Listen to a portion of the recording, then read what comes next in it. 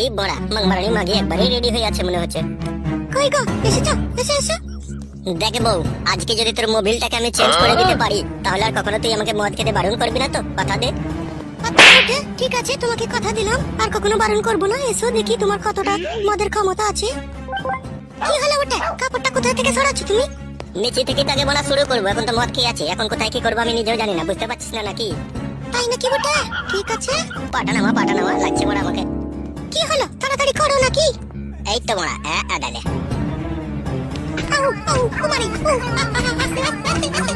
আবার বড় আসতে হয়, মদ খেয়েছে কোন আর আসতে হবেই না, কোন জোরেই চলবে। ভালো লাগে মাগো, বাবারে মজা মন হয় রে বড়া। আর কখনো মদ খেতে বারণ করবি বড়া?